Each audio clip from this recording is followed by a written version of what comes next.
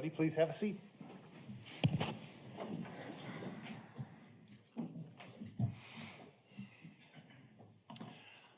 Ladies and gentlemen, I'll inquire if over the break anyone was exposed to conversations, engaged in conversations, or otherwise researched or learned or sought any information about the case. I see no hands. Thanks very much. We're going to continue with the state's case. If you would call your witness, please. The state calls Andrew Smith. Mr. Smith, do you believe you could testify safely and responsibly without wearing a mask? That would be our preference if you can. Yes, sir. Go ahead and remove your mask then. And next I'll ask you to please stand so that the oath can be administered. Please raise your right hand.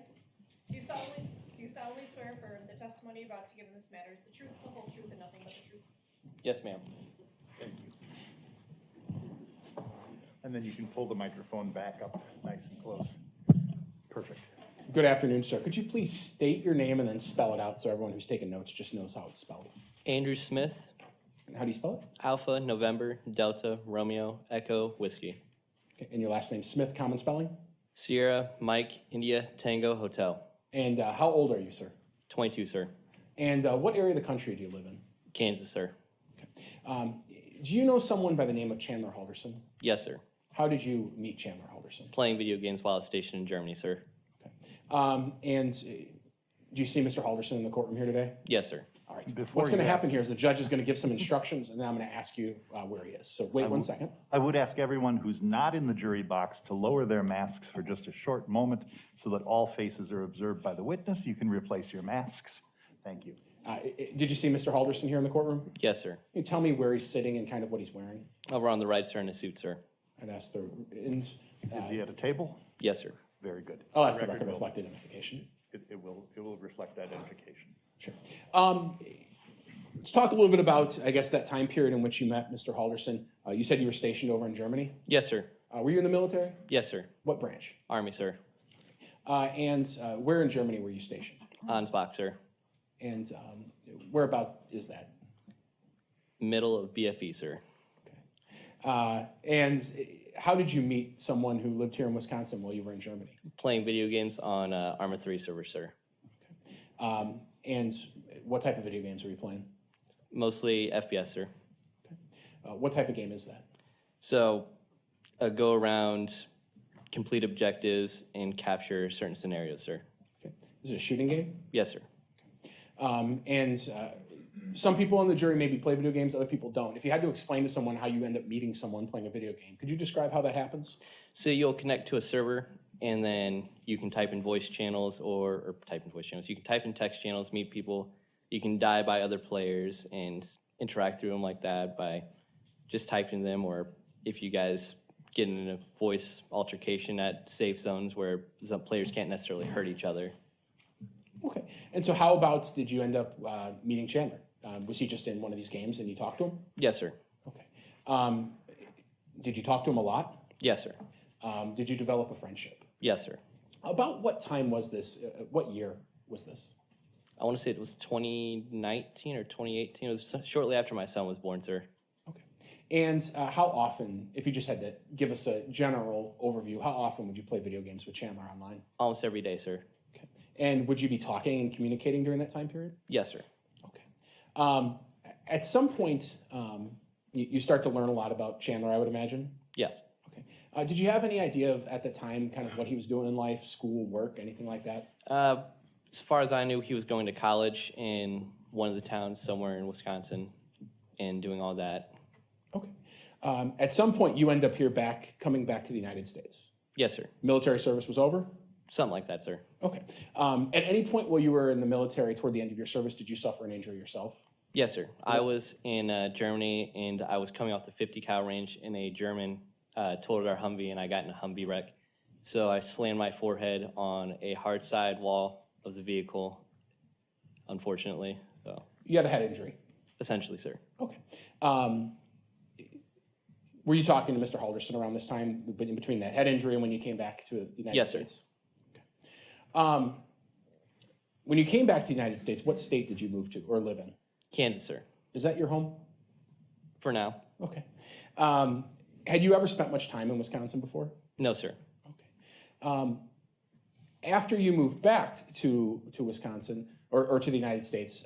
Did your frequency of playing video games with Mr. Halderson, did it increase, decrease, stay the same? Increase, sir. I was in the same time zone. Okay. And would you continue to play the same types of games? Yes, sir.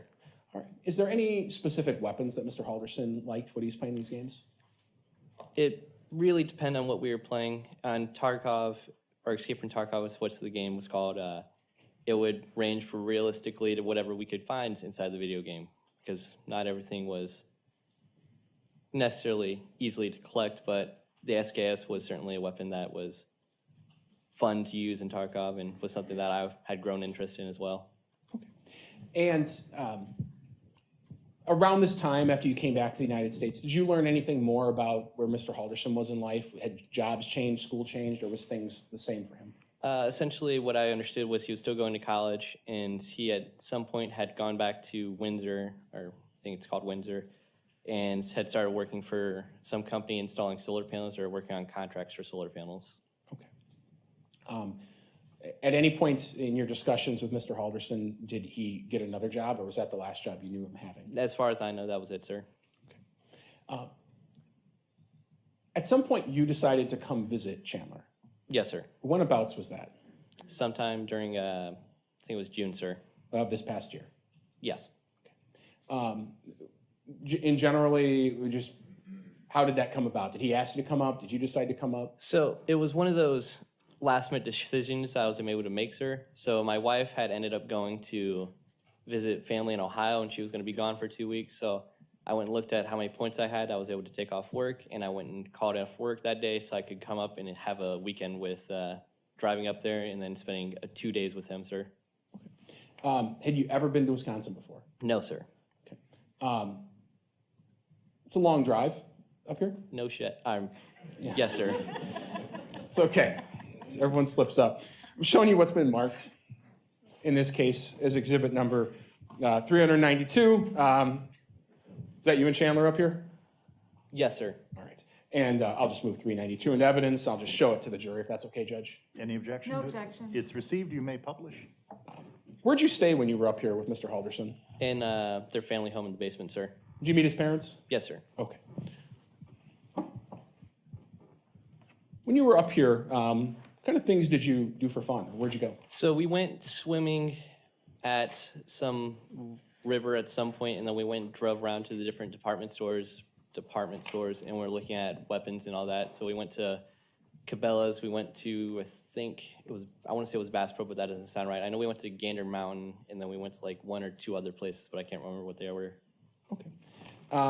Showing you a photograph labeled exhibit number 563. Jesus. Did you take that picture? Yes, sir. And what is that? The river, sir. That you went swimming? Yes, sir. And who took you there? Chandler and his girlfriend at the time. All right. I'll move 563 into evidence. No objection. It is received. And I asked to publish it on the Elmo. Actually, it's not set up right now. I'm just going to show everybody. Oh, that's fine. Was that a river or a lake you were swimming at? River, sir. And was there a city across the street or across the river from there? Yes, sir, and there was a bridge on the right.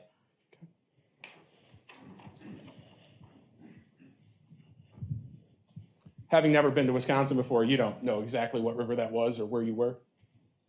I'm just here, sir. Okay. How long did you stay up here with Chandler and the family when you came to visit? So I got up there on Saturday morning, right around 5 a.m., I think, and then I stayed there until Sunday evening around 1700, and then went and departed and was able to arrive back home on Monday around 2 or 4 in the morning, somewhere between, sir. Okay. When you visited Wisconsin to see Chandler, you brought him a gift. Yes, sir. What did you bring him? I brought him a 20-inch barrel SKS. How did you acquire this gun? So I had purchased it on a gun broker, and I went and had it sent to my FL, and then I went and sat in the FL until I went and did the FL transfer. So I purchased it initially because I really thought, like, oh, well, I like it in the video game. I might like it in real life. And then I fired it. It sat in my safe, and then I never touched it again. And then it just dawned on me, like, well, I'm going to give it to someone who might actually appreciate this weapon and take care of it and all that. So I ended up giving it to Chandler as a gift. Okay. So while you like guns, you didn't particularly love this gun. No, sir. Okay. I'm going to show you what's been marked as exhibit number 391. You know what that document is? Yes, sir. It's a FFL transfer paperwork, sir. And you've been saying the phrase FFL, correct? Yes. What does that mean? That's a federal firearms license holder. Meaning someone who's licensed to sell firearms and fills out Yes, paperwork. and does the correct background checks and such. Got it. I'll move 391 into evidence. No objection. It is received. This document has your signature on it and the person who sold it, their signature, correct? Yes, sir. And it has the serial number of the weapon that you purchased. Yes, sir. Got it. Now, when you gave the gun to Chandler, did he pay you for it? No, sir. It was a gift. Yes, sir. Did you document in any way transferring that gun to him? Yes, sir. How did you choose? Did you fill out paperwork like this? I took his photo ID that the state issued him, and I took it right next to the serial number, annotating that this was me giving this weapon to this individual, so that way, if anything like this would occur, that it wouldn't necessarily come back to me. Okay. It was important to you to document that. Most times it is, yes. Okay. So I'm showing you what's been marked as exhibit number 393, 394, and then maybe a more zoomed in version, which is 564. Do those all appear to be just general versions of what you did there? Yes, sir. And so these are Chandler's driver's license and the serial number of that weapon. Yes, sir. All right. I'll move 393, 394, and 564 into evidence. No objection. They are received. And I'll publish them to the jury just by showing it, if that's fine with everyone. Okay.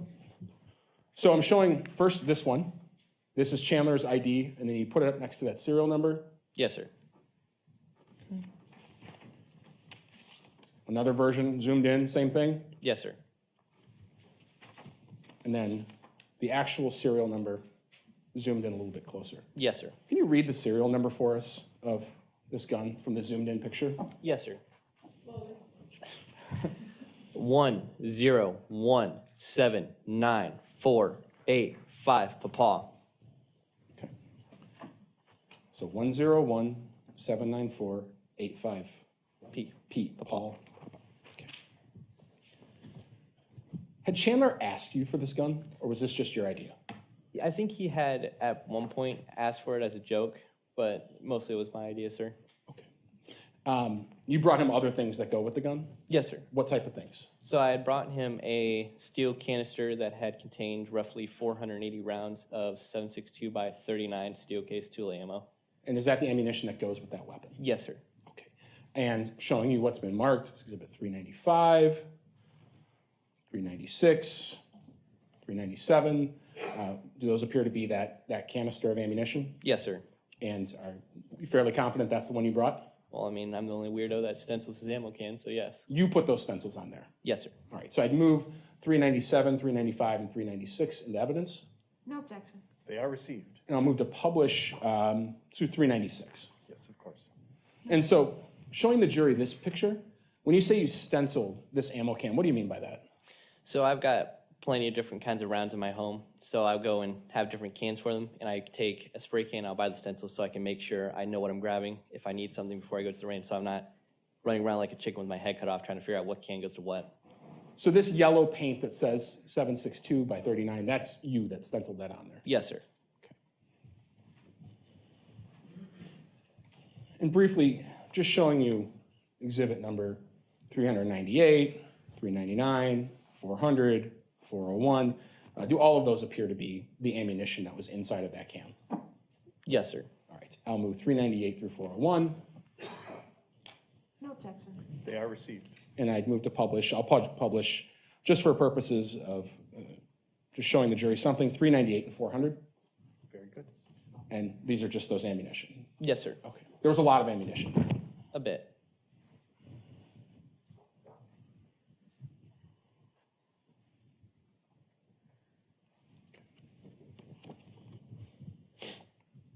How did Chandler react when you gave him the gun? Oh, he was happy What do you mean? But how do you know he was happy, or how do you know that? because he had a big smile on his face when I had given it to him as a gift. Were you aware whether his parents that he was living with were gun people or wanted guns in their home? As far as I knew that or what I was explained by Chandler was that his parents understood the reason why firearms exist in this world, and not that they necessarily support having them, but they're helpful in situations. Sure.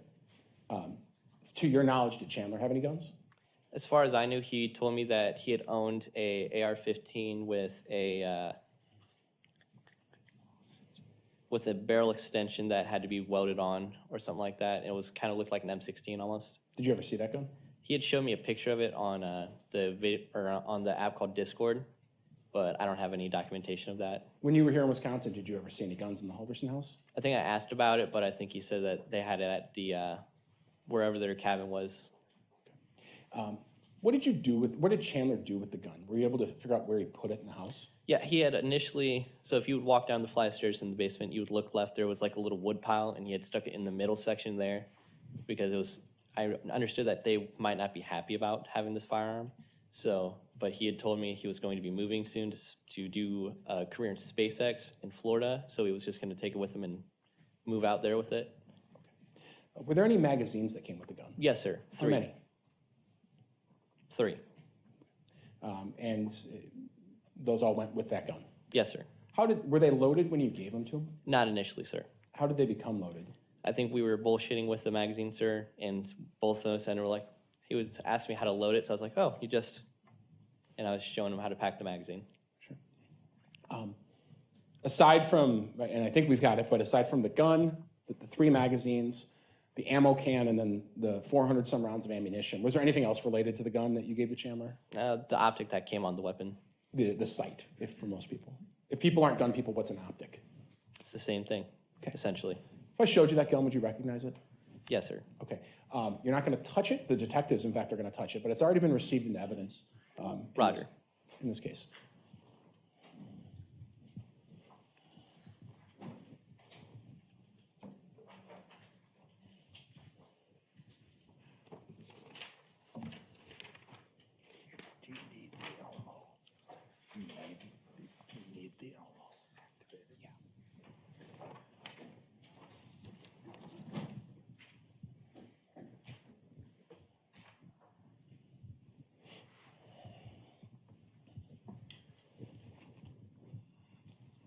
So this is Detective Schun, who I think you've met in this case. Does that appear to be the weapon that you gave to Chandler? Can you flip it over?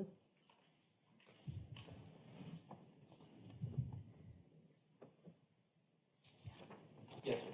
And looking at this zoomed in picture of the serial number from the driver's license photo, you can stand up if you need to. Would you confirm to me if that's the serial number, in fact, on that weapon?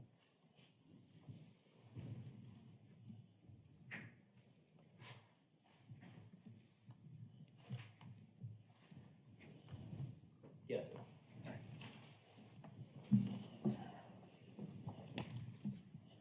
I think just because you weren't speaking into the microphone, because I asked you to stand up, that last response was yes, that is the serial number?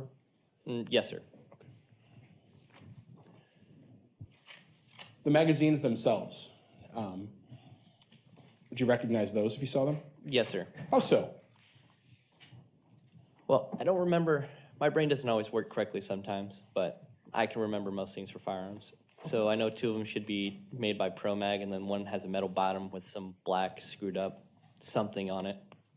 When you gave Chandler the 3 magazines, and obviously there's 1 gun, but there's 3 magazines, there's a good deal of ammunition, several hundred rounds. 480. 480. Were you giving him everything you had related to that gun? Yes, sir. Okay. Did you have any reason to keep any of the other things? No, sir. Okay. Just 1 second, we're going to show you some other stuff. Gotcha.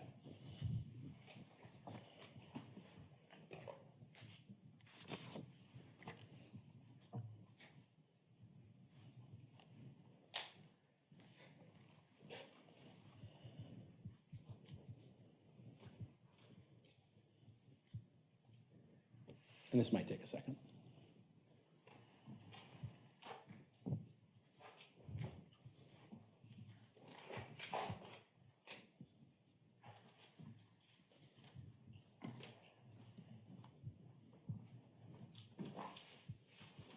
And again, you'll notice the detective's wearing gloves, so he'll show you anything and he'll turn things around if you ask him, but he'll have to ask you not to touch anything. Roger.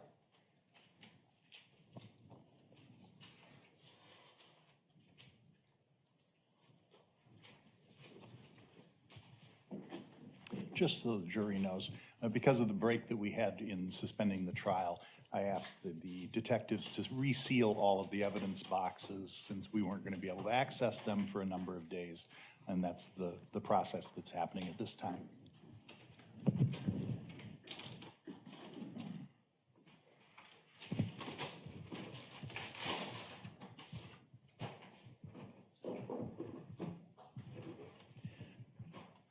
And so, can you flip that box over for me? Showing you what's been marked as 288. Does that appear to be a magazine consistent with what you gave Mr. Halderson? Yes, sir. Okay. And what defining characteristics are on that magazine that lead you to believe that is in fact one you gave him? The big ugly splotch on the bottom of the magazine, sir. All right, and I'll have the detective display that to the jury.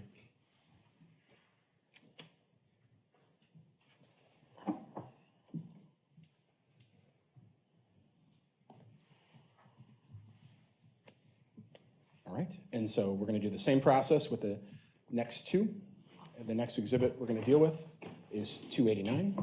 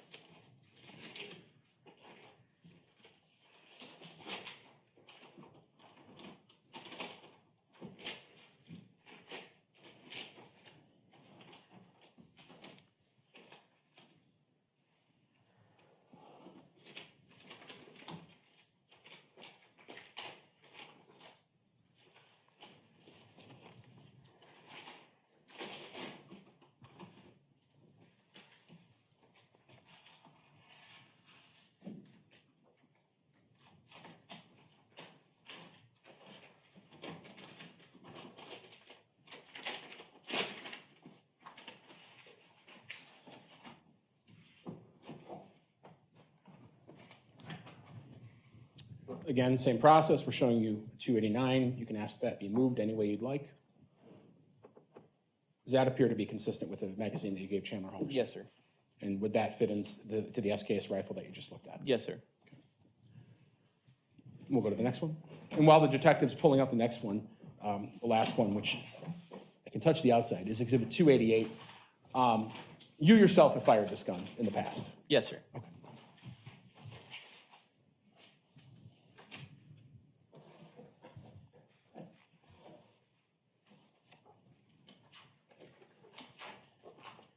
Are you aware exactly how much ammunition you gave to Chandler? Yes, sir. How much? The box of ammo that I have purchased had 500 rounds in it, sir. I've shot roughly 20, didn't enjoy the firearm, and gave him 480 rounds. And when you say 480, is that an estimate, or do you know that to be exact? That should be precise. While you were here in Wisconsin with Chandler, did you all fire the weapon? No, sir.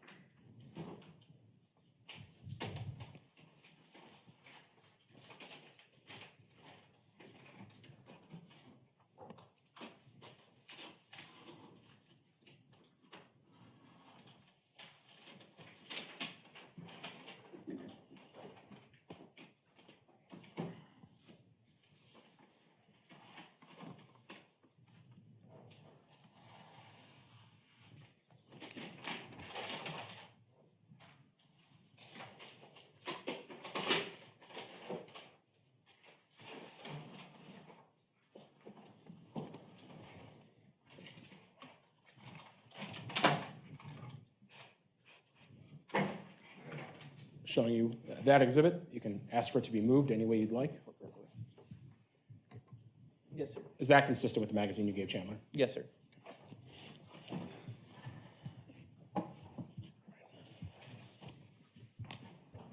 Did you discuss with Chandler when you gave him the weapon in June of this past year, anything more about what he was going to do with it other than I think you said he was going to move to Florida with his new job? Anything else? Did you discuss, was he going to go hunting, anything like that? I don't believe so, sir. You said you visited him over the course of a couple days. Did you give it to him right away or later on in the weekend? I think it was either Sunday that I gave it to him, or it was someday on Saturday that I gave it to him. After you gave it to him and he placed it, I think you said under under boards? It was so it was almost like a bench like this, but there's a hollow center that had stuff stacked inside of it, and he just kind of shoved it in there since there was stuff blocking the front path of it from view. Do you know where, did the gun ever come out after he put it in there? Did you ever see it again? We could have, sir. I think we could have played around with it, just showing how it works. And like, keep in mind, I had this weapon for a couple months, just had it sit in my safe, so I've had plenty of time to figure out a little bit of the ins and outs of it. So. Okay. Did he place? Do you know where Chandler placed the magazines or the ammo box? I don't recall, sir. Okay.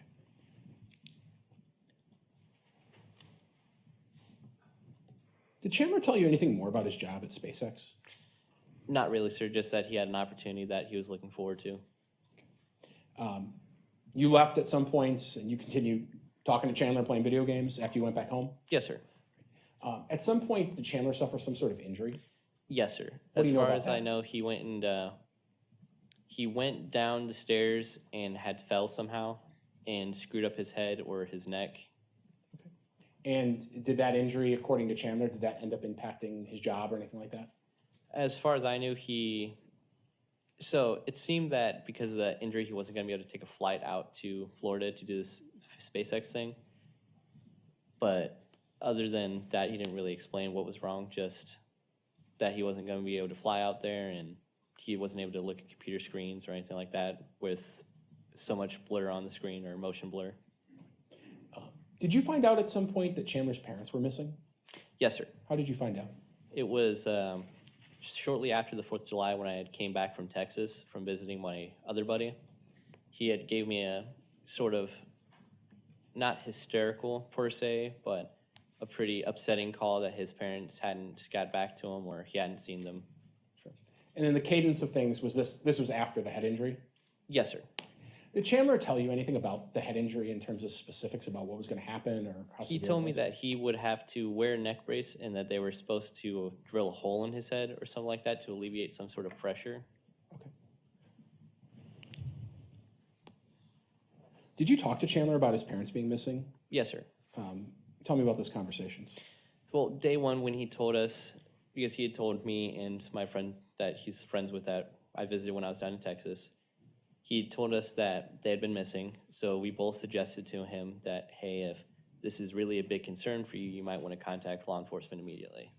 Okay. What did Chandler say to that? He said, well, they might turn up, so I'll just wait a few days, and so it goes. After that conversation, do you recall having any other conversations with Chandler about his parents being missing? Just talking about how or where they could have end up it or what was going on with the situation. Was Chandler expressing worry to you or that he was concerned? He seemed concerned, yes.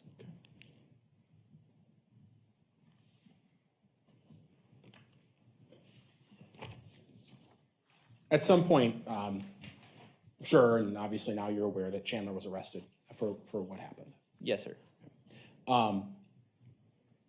You began having to have some conversations with law enforcement because a gun that was found very close to Bart Halderson, Chandler's father, was that gun that we just showed you. And so law enforcement started talking to you, right? Yes, sir. Well, I had reached out to them immediately upon figuring out that he had been arrested. You've been cooperative with law enforcement the whole time, haven't you? I'm not going to be a broken piece of glass, sir. Meaning you'll help if you need to. Yes. Okay.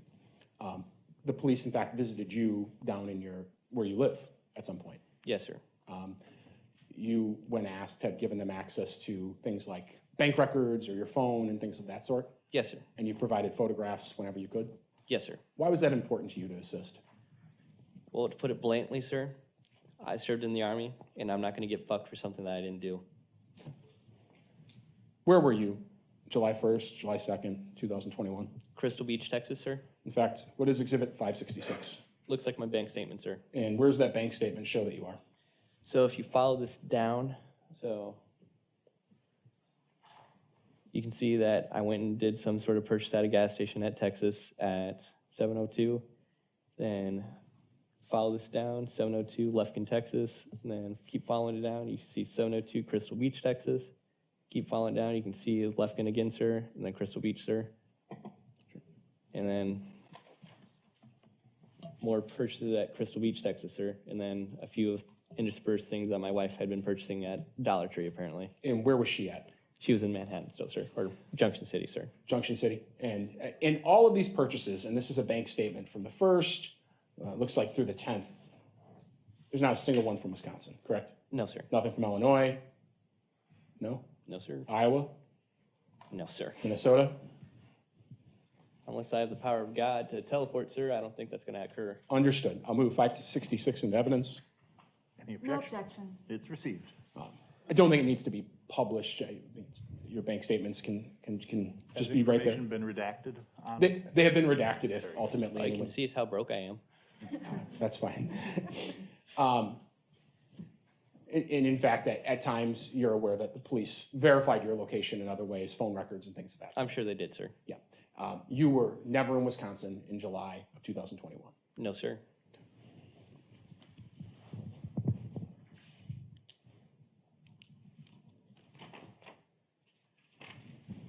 One second. Thank you, sir. Cross-examination? Good afternoon, Mr. Smith. Good afternoon, ma'am. I'd like to first ask you a few questions about that SKS that you purchased. Is it correct that you purchased that initially for yourself? Yes, sir. Or ma'am, sorry. Is it fair to say you're interested in guns? In firearms, yes, ma'am. You said you went and fired that SKS maybe 20 times? I had shot it once and put 20 rounds through the rifle itself through my hands, ma'am. After that, you decided it wasn't that appealing to you? No, ma'am. Just too much of kick, too much of anything that didn't make me happy about the weapon. What do you mean by too much kick? So each caliber of weapon or bullet will fire X amount of powder through it. So for example, the SKS, which shoots 7.62 by 39 or whatever it is in Russia, it shoots a bigger payload of powder versus 5.56/223, which shoots up to 27 grains of powder. So it's not as much kick, but you can still put enough firepower down range. Why does the kick make it unappealing to you? Because if I have to defend my family from a home intruder, I think 5.56 is going to be a lot easier and a lot faster for me to react with than a 7.62 by 39 round. Compared to other guns or firearms that you've used, the SKS is somewhat louder than similar type firearms, correct? Not necessarily. It depends. It really depends on a lot of things, along where the location is. If you're in let's say you're shooting it in here, it's going to be loud as hell because there's all the encasing around you. If you're outside, it's going to be not as loud, but it's still going to be pretty loud. Louder than a handgun. Not necessarily. Under similar circumstances, louder than a handgun. Possibly. Yes. Now, your familiarity with firearms, you're familiar with the terms of flash suppressor or flash hider? Yes, ma'am. And what are those? So a flash hider, depending on what you have, it can make either the ball of flame that comes out of it a lot bigger. It can make it so when you're shooting or at a prone position, when you're firing, the weapon gets pulled forward versus sending the recoil back, so it's not as much. And it really depends on what you're talking about specifically. You can't just throw a flash hider in with one of the other things because they all do different things. Potentially, they could also reduce the sound.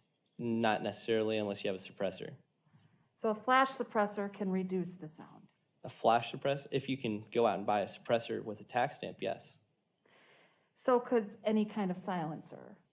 Yes, ma'am. And you didn't provide any of those with this SKS when you No, ma'am, gifted it to but with Mr. Halderson? the SKS's barrel at the end of it, regardless, it's kind of an act of God almost to put a suppressor on. So there's barrel threading, which was not on this SKS at the end of it. There might be a special attachment you can get and purchase and put onto this firearm, but unless you have certain special attachments, it might not necessarily fit in correctly or seat correctly, which can cause problems itself and cause an obstruction. Bottom line, though, this SKS that you gifted Mr. Halderson didn't have any of that. No, ma'am. It's the standard end of an AK-74, essentially. Now, when you gifted this SKS to Mr. Halderson, you talked about this procedure you use with taking a photo of someone's driver's license with the serial number from the firearm. Do you Yes, remember ma'am. that? That's not something you only have done with Mr. Halderson. It's something you've done anytime you've sold, transferred, or gifted firearms, correct? Yes, ma'am. And you've done that several times? Yes, ma'am. How many? Depends on a lot of things. If I have, so I can have an AR-15 that I'll buy and I'll build it and then it'll sit in my safe for whatever reason for a long time and then I can go like, oh, okay, well, go and sell it. But as per how many I've sold, that's none of your business, frankly. Okay.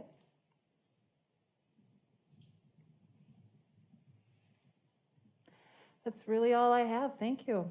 Any redirect? No. May this witness be excused and released. He is both, yes. Thank you, sir. Have a good Yes, rest sir. of your day. Have a good day, sir. Thank you. And the next witness, please.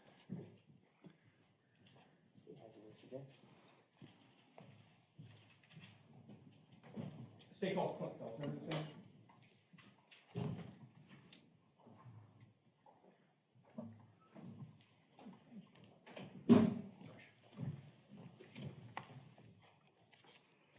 Do you solemnly swear affirm the testimony you're about to give in this matter is the truth, the whole truth, and nothing but the truth? I do.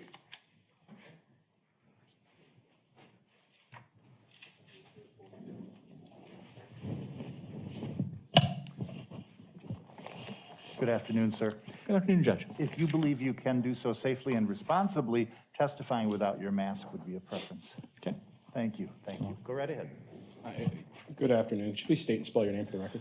Greetings. My name is Clint, C-L-I-N-T. My last name is Seltzner, S-E-L-T-Z-N-E-R. And what do you do for a living, sir? I'm a detective for the Dane County Sheriff's Office How long have you been a detective? since August of 2015. Were you yourself involved in the investigation into the homicides of Bart and Krista Halderson, specifically into the search of their home on Oak Springs? Yes, I was. In what capacity were you involved in that search? I was just one of the detectives assigned to help search. And particularly, did you end up searching Chandler Halderson's bedroom? Yes, I did. What gave you the impression that that was Chandler's bedroom? The pictures on the wall, the size of the clothes, documents, things like that. When you searched the bedroom, were you searching for any items in particular, or were you just looking through and seeing what you could find? I think at that point we were just looking for anything we thought that could be related to the case. And were cell phones an important item for you to look for at that time? Yes, they were. That was included in the search warrant of things that you could take from the Halderson home? Yes, it was. I'm going to show you a couple photographs. Showing it's been marked as Exhibit 469. What is that a photograph of? I see Apple iPhones, an iPod, I believe, and then there's also a black and silver Apple iPhone. Okay. And I'm showing you 470 with some of those items pulled out, correct? Yes. There were numerous phones in Chandler Halderson's bedroom that were seized as evidence. Yes, there were. Were these photographs of those phones in those general areas? Yes, they were. This is an Alcatel flip phone. Sure. So at least were these all found in the same general vicinity?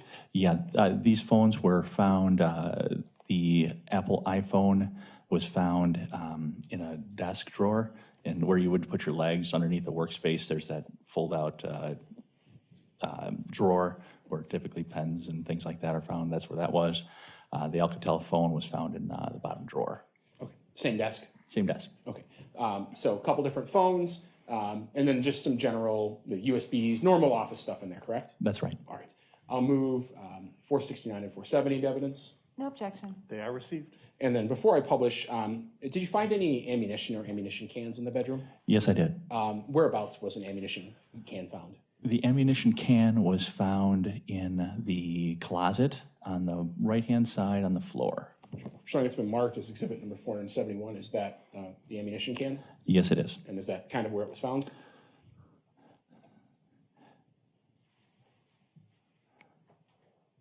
It was in the closet. I can't really see from the context. Things are moved around here to take a photograph of the top. Yeah, that's the ammo can. All right. So 471 moved. Any objection to the receipt of 471? No objection. It is received. All right. I'll move to publish.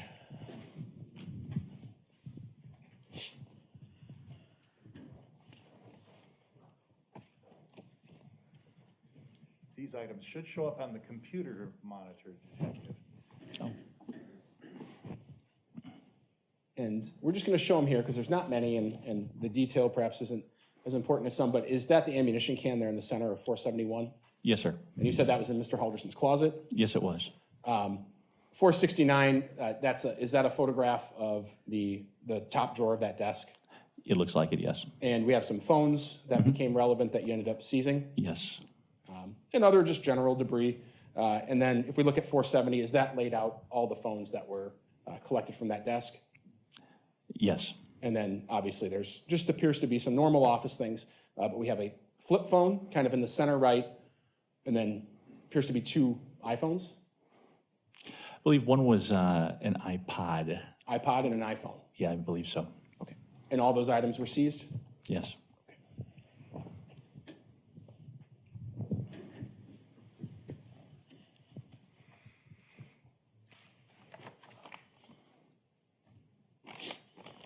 Were any gloves found in Mr. Halderson's bedroom? A Detective Liz Allen located a glove in the drawer of his nightstand. That was a black glove. And then I found a box of Walgreens exam-style gloves in a container or box underneath the bed. Sure. Exam-style gloves, the gloves that we've maybe been wearing in court, the plastic gloves, the latex gloves? Right. Okay. And did you seize that box of gloves? Yes, we did. I'm showing it's been marked as we don't have to open it. 474, is that in fact the box of gloves that you seized that day? Yes. Yes, it is. I'll move 474 into evidence. No objection. It is received. That box of gloves, had it been opened and had some taken out, or do you recall? I can't remember for certain. Sure. And those phones that we previously talked about, one flip phone and one iPhone found in the drawer, were those seized by yourself, or others involved in the search of his bedroom? We were seized, yeah, but they were seized by detectives, yes. Sure. Showing exhibit number 567, does that appear to be the Apple iPhone? Yes, it does. And I'm showing you what's been marked as exhibit number 473. This is just labeled as what?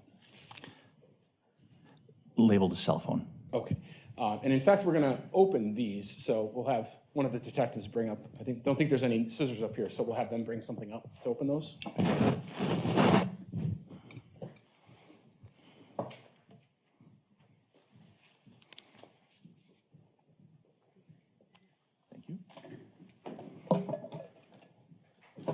Did we move those two into evidence? Or you have to, are you moving based on on testimony regarding the labels? We'll open them up first. Or after, okay. What were the numbers? So we'll start with 473, labeled as cell phone. If you want to open that up for us.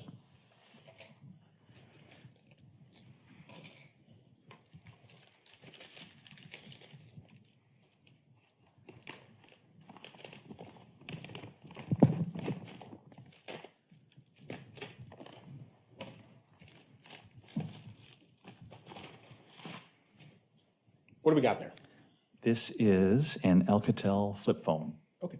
And you're not here to tell us what's on the phone, but it's a flip phone. Yes. And consistent with what you seized in Mr. Halderson's room in his desk drawer. Yes, it is. All right, I'll move 473 into evidence. No objection. It is received. All right, same thing. We'll look at this one, labeled in this case 567. If you could open that up, let us know what we're looking at.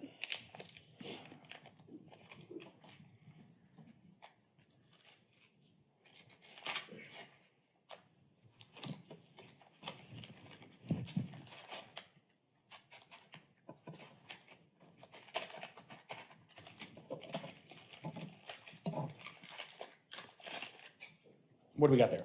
This is a black and silver Apple iPhone. And was that the phone found in the top desk drawer in Chandler Halderson's bedroom? Yes, it was. All right.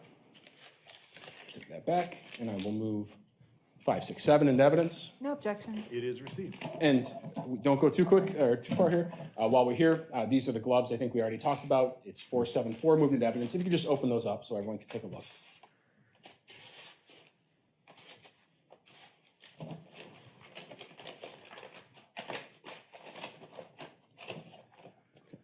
And is that box of gloves open? Yes, it is. Okay. And what's it labeled? Nitrile exam gloves Okay. From Walgreens? from Walgreens. All right, we can place it back in the bag.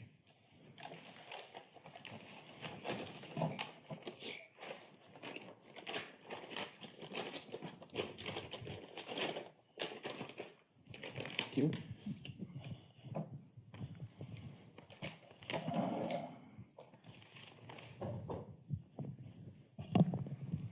We have one more to look at.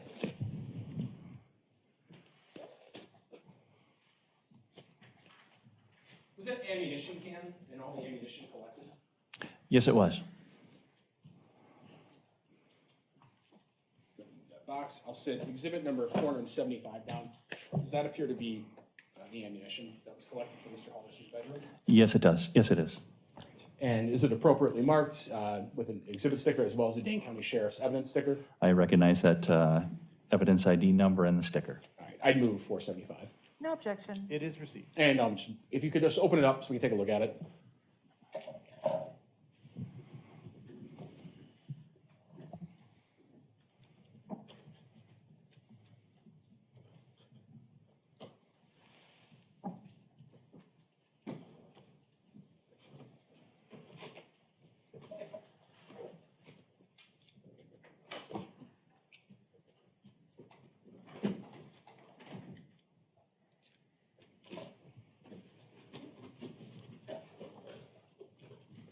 And what I'm gonna have you do is just pull that out, if you could, and hold up so the jury can see the stenciled side of that.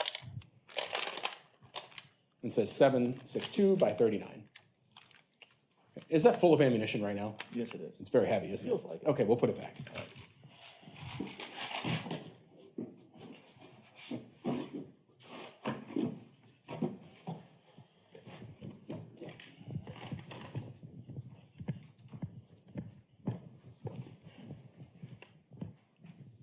Just looking for a place to sit this one.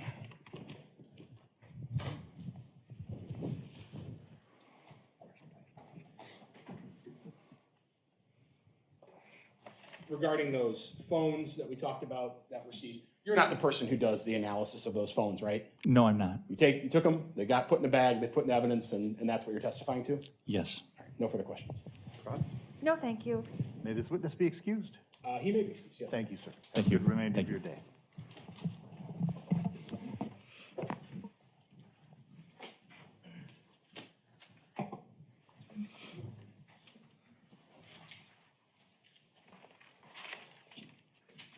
I can move the blades.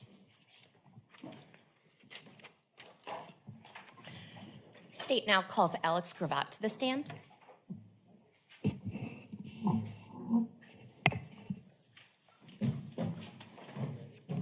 Please raise your right hand. Do you solemnly swear or affirm the testimony you're about to give in this matter is the truth, the whole truth, and nothing but the truth?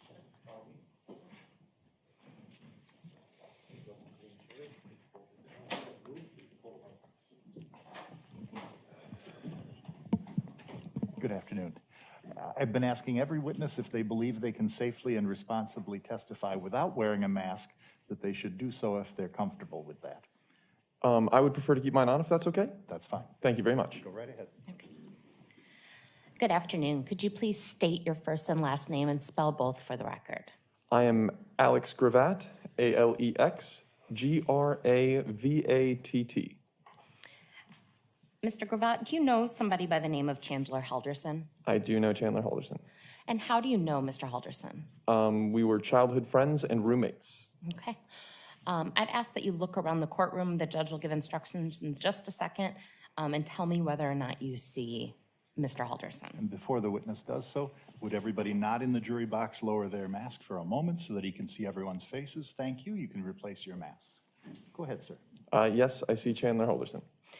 Could you please identify him by perhaps where he's located and perhaps the color of his shirt? He is wearing a black suit with a white shirt next to somebody wearing green. All right. I'd ask the record to reflect that the witness has identified Mr. Halderson. It shall. Mr. Gravatt, did you ever go swimming in the Wisconsin River with Mr. Halderson? Yes, a handful of times. Okay. And where did you guys go? Could you describe the location? We had two spots, one next to a local park in Saukville, and then one kind of down the road across a bridge, and we had to go into a cul-de-sac and then down a winding path through a little prairie to a beach.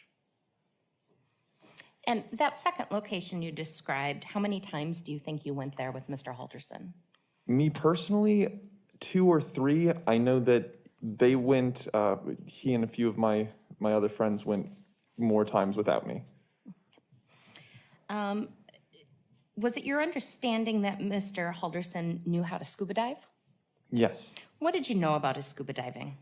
Well, I knew in high school he was a diver, but then he loved to swim, and from my understanding, he joined the Madison police diving team for search and rescue missions. I know he'd gone a few times with them, to my knowledge, but I never went with him or dropped him off or saw anything too much. Did like he that. ever tell you about any of his search and rescue missions?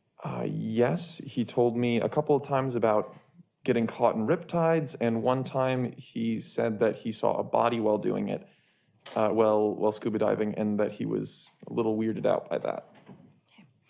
Did he ever bring home any mementos or anything he found while scuba diving? Yes, I know there was one time he brought home a large pink sex toy that he found, and then there was one time I believe he brought home like an old rusty looking knife.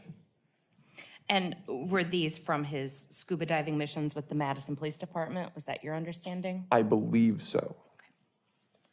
No further questions. Any cross-examination? No, thank you. May this witness be excused and released.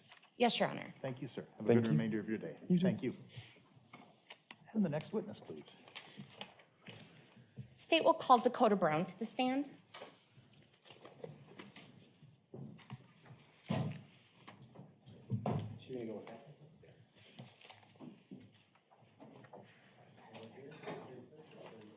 Raise your right hand. Do you solemnly swear or affirm the testimony you're about to give in this matter is the truth, the whole truth, and nothing but the truth?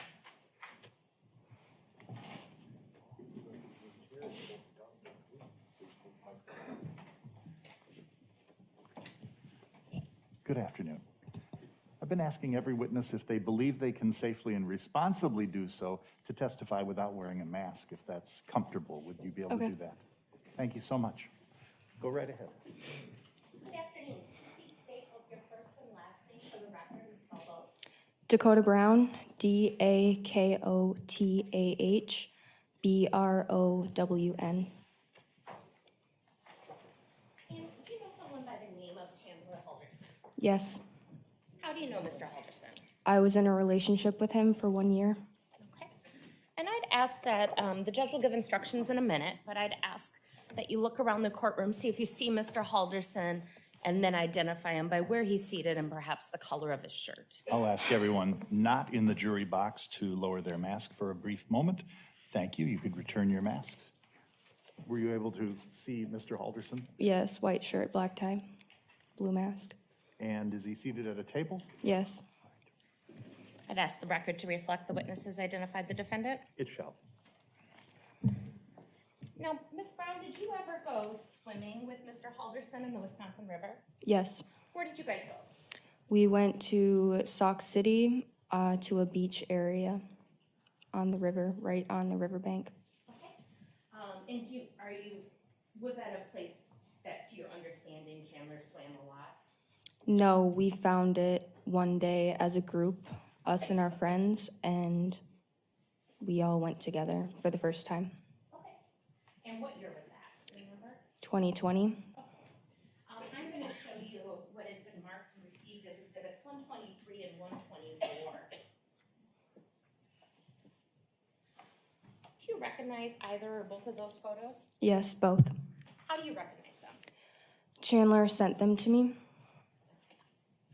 And do you know anything about where these were taken or any of the circumstances surrounding? He just said a beach day in Sauk City with the boys. Okay. And just quickly, Your Honor, if I could have the Elmo. And these are pictures that the jury has already seen, but I just want to show them what we were talking about. 123 and 124.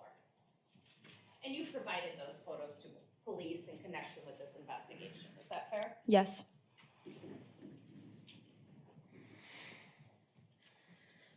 Ms. Brown, what, if anything, do you know about Chandler's scuba diving career?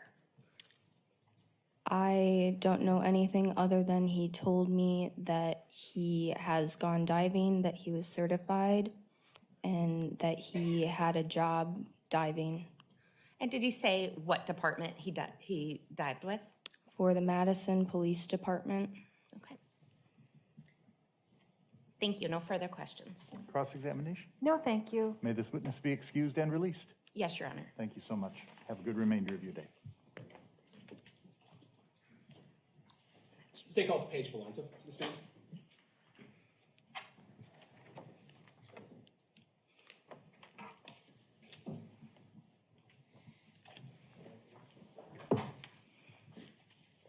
Do you solemnly swear affirm the testimony you're about to give in this matter is the truth, the whole truth, and nothing but the truth? I do.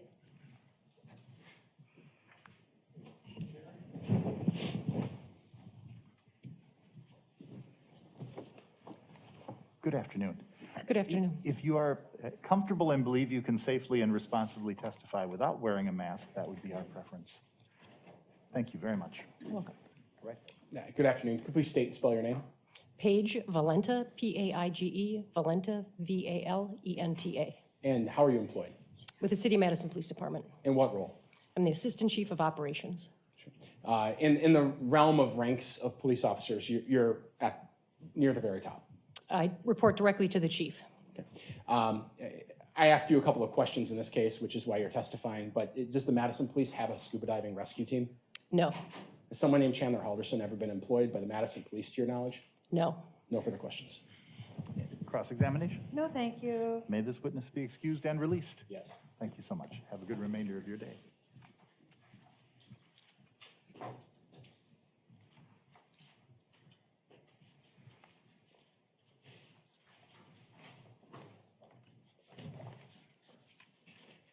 State will recall Brian Schun at this time.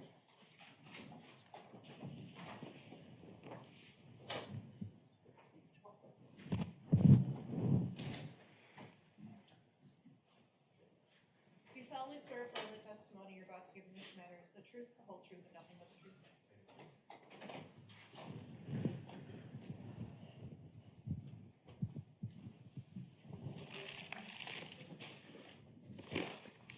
Thank you. I'm just going to get situated. Give me 1 second. Of course.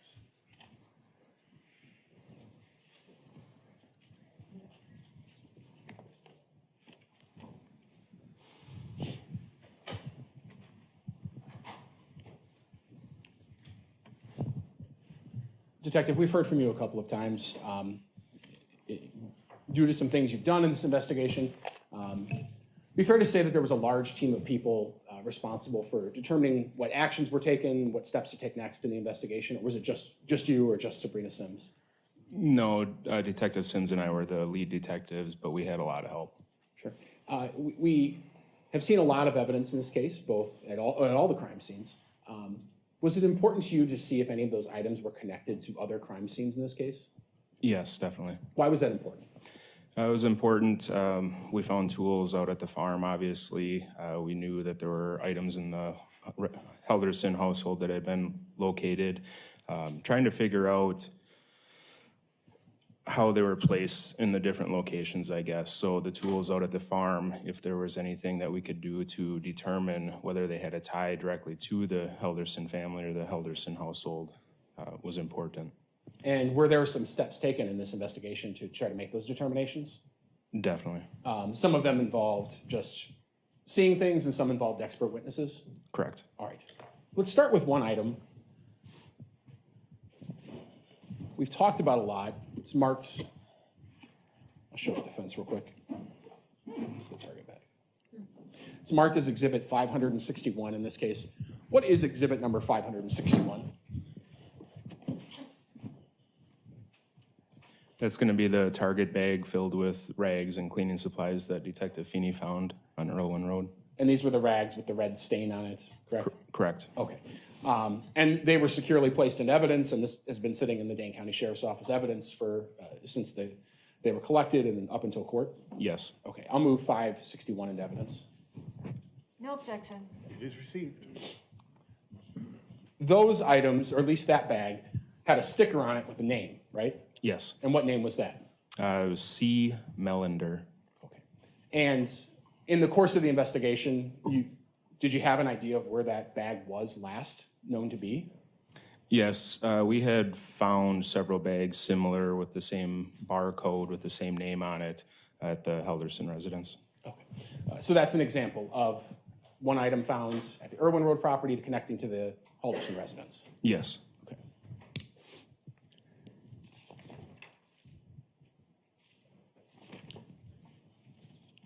Let's talk about the gun. There was a gun found at the Irwin Road barn, Correct. and that was in October. I believe it was October, yes. Were there any items in the home that drew your suspicion or that you wanted to examine whether those items were in some way connected to that gun? Yes, during the search of the Halderson home, 3 magazines were located that were consistent with rifle, or magazines that would fit into the SKS rifle found on Irwin Road. We had also located a spent shell casing or a fired shell casing, another way of saying it, in the home. Okay. Was there anything else located in the home that led you to believe that that gun was fired there? There was metal fragments located on the north side of the basement. Okay. Let's talk a little bit about the, start with the shell casing itself, or the spent casing. Is that brass hollow bullet that everyone's seen? Yes. Why is that important to the investigation, or what drew your investigatory interest into that object? Not normal to have a spent shell casing in a basement, especially within the proximity to the bullet fragments that were located nearby.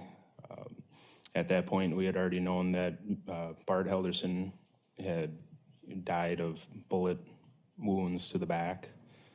So obviously, tying all that together, made it more interesting. Did the team engage an expert to try to analyze whether that gun fired the spent shell casing, fired that bullet? Yes, and we'll hear from that expert. Today, in fact, right? Today, in fact, yes. The gun, you mentioned that the magazines found in the wall, you believe matched the SKS rifle found at the barn? They do. And are you familiar with this gun? I am. How familiar are you with this gun? I would say very. I'm a firearms instructor and have quite a bit of experience with the SKS. Okay. And was there any other gun found at the Halderson house that would have fit those magazines? No. Okay. In fact, were there any other firearms recovered at the Halderson house? Actual firearms? Not a real firearm. Okay. There were some airsoft guns or things like that? Correct, under Chandler's bed. Okay. You used the phrase metal fragments, and I think you maybe used it a different way. Did you have a suspicion of what those metal fragments were?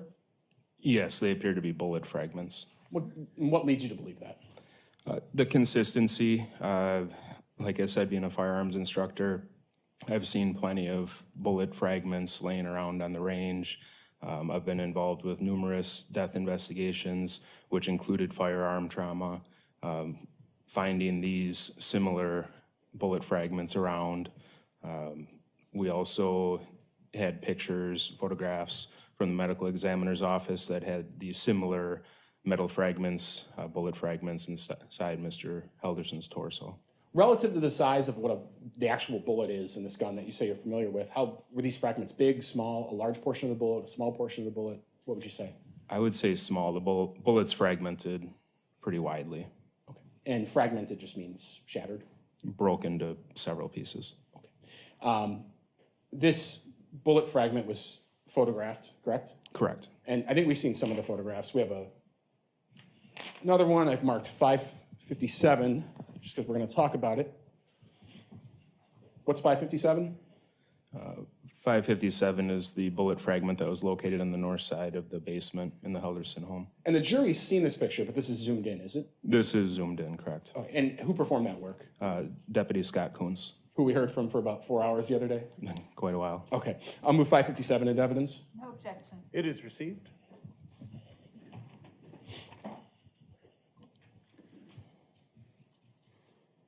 In the zoomed-in version of 557,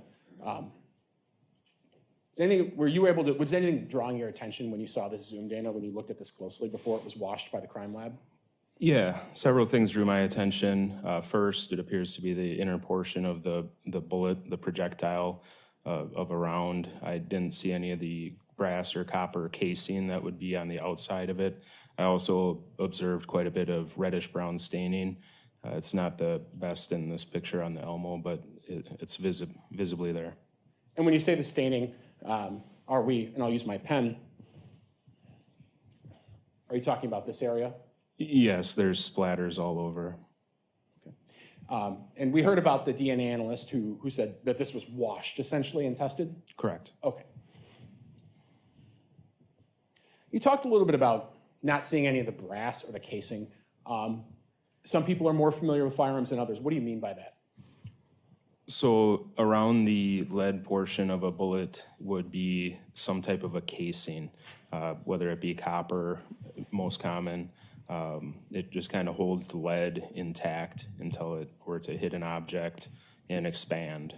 Typically, the copper will break away from the lead portion. Sometimes you can recover it, sometimes you cannot. This appears just to be the inner portion of that bullet. Got it. You didn't see any of that casing? I did not. Okay. So when we talk about connections between Oak Springs and Irwin Road, you said that you had the spent casing tested for ballistics? Correct. Was the ammunition that was found in Mr. Halderson's bedroom, that big box that Mr. Seltzner just held up, was that consistent with ammunition that would be fired out of that gun that was found out at the barn? Yes, the SKS is a 7.62 by .39 caliber, and that was what the ammunition was that was located.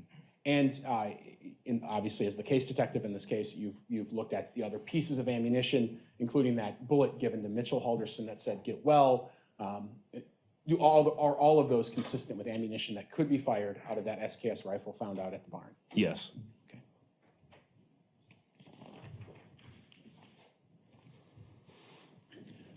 Let's talk a little bit about other items where we're talking about connections. Was there on Bart Halderson's torso, was there any sort of rope?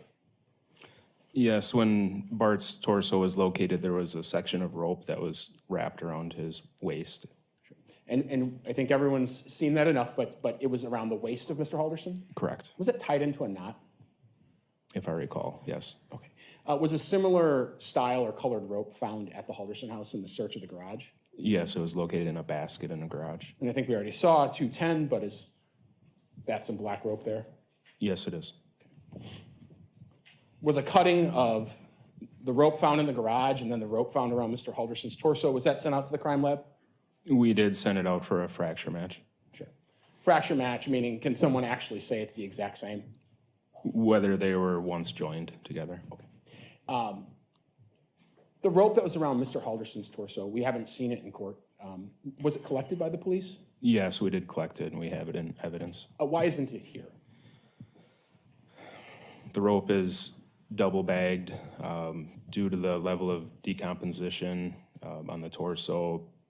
It just wouldn't be appropriate to bring it into a closed setting such as this. Is it refrigerated? I don't recall. Okay. Is there a smell to it? Definitely. Okay. In talking about other connections maybe present between the farm and the house, let's talk about some of the tools. There was what's been described as a keyhole saw, a hand saw found in an oil tank. I think we've all seen the photographs near Mr. Halderson's body. Was that tool collected?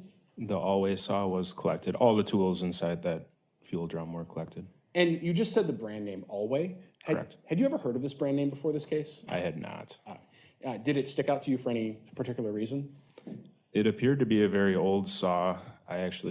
We actually performed a Google search on it, and it was an antique saw. Okay. Is it a brand that you normally see yourself? I have never seen one before. Showing you what's been received into evidence is exhibit number 221. Do you recall that? Yes. Where was this photograph taken and where's it from? This photograph was one of the lower drawers in the Craftsman toolbox inside the Halderson's garage. Okay. So showing everyone 221. Where my finger is, that silver handle right there, is that a saw? Yes. And what brand is that? That's also an always saw. The handle is a little bit different in design than the one we located out at Irwin Road. However, it's still the same name brand. Okay.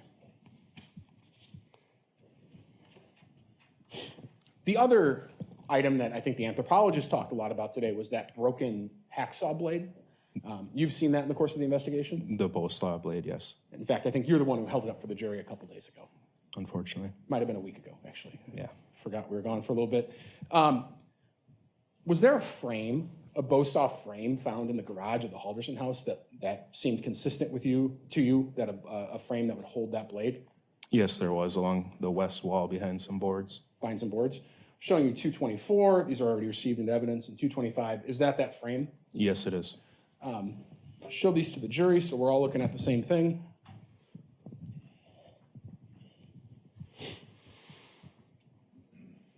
And again, we've seen these all before, but 224, is that bow saw frame behind some boards? Yes, it is. And 225, that's maybe the end of the bow saw or where the frame or the blade attaches to the frame? Correct. It's opposite of the handle side. There's a little piece right there that's broken. Was that of interest to you? Yes, it was. Knowing on Irwin Road that we had found the broken bow saw blade, we knew that there had to have been the other end that would attach to the saw somewhere. We also sent that portion along with the broken bow saw blade out for examination. Okay. And someone to look at, see whether they matched or not? Yes. Okay. And we'll hear from that person today? We will. Okay. Let's talk about the tarps. A couple tarps found out at the Irwin Road property, one in the barn and one out by the torso, right? Correct. And so if we're remembering everything right from last week, Exhibit 174, this is a garbage can with a tarp in it, Yes. as it was essentially found with the tarp inside the garbage can. Correct. Is this the tarp that has some yellow tape on it? Yes. Okay. And then there is this big bag. I think the lab labeled it item S, but this is the barn tarp, right? This is labeled exhibit number 143. That was the one found in the barn. Okay. Let's start with the one in the garbage can. Did that tarp appear to be newer to you? It did. You've seen in this case the person from Fleet Farm testify about the tarp that Mr. Halderson purchased on July 2nd. You've seen in the crime lab measuring it. You've actually seen the tarp. Is that tarp consistent with the tarp that was purchased at Fleet Farm by Mr. Halderson on July 2nd? Yes, it is. In size and color? Yes, the crime lab reported that the tarp was 6 foot by 8 foot. It's silver and black. I've seen that in pictures. And I know that the the Fleet Farm tarp was definitely of those dimensions and same color. Was, in the search of the Halderson home, any other tarp collected at the house that would be consistent with that Fleet Farm purchase? There was tarp? not. Okay. No. This tarp that we're talking about, there was some testing that was done on it, correct? Yes. Is there something called footwear testing done? There was a footwear analysis, and we'll hear about that later also. In general, what is that analysis?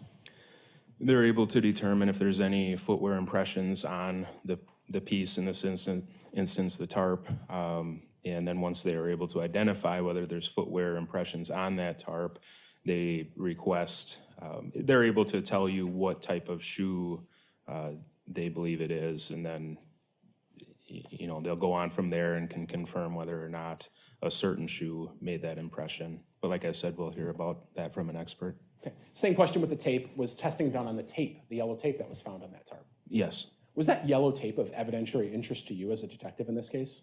Yes, it was. Why? Several reasons. I know that we had located a roll of yellow duct tape in the south side section of the basement at the Halderson home.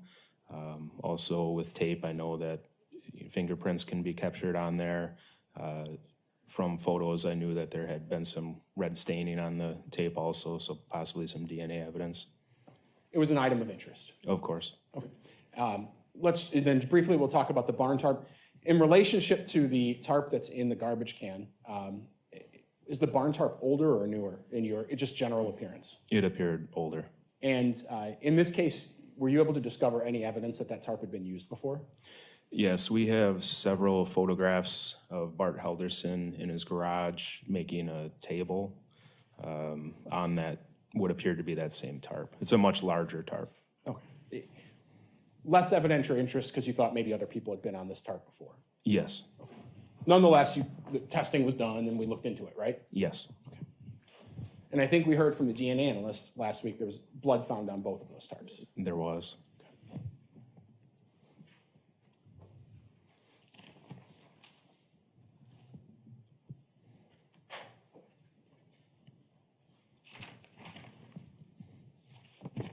No further questions for now. Cross-examination at this time. Nothing now, thank you. Thank you, Detective. You can return to the table. This might be a good point to break since we've been here for 90 minutes, almost. Right, we're going to hear from some expert witnesses next, so it might take a little bit of time. All right, ladies and gentlemen, we'll take our afternoon break at this point in time. Thank you. All rise for the jury.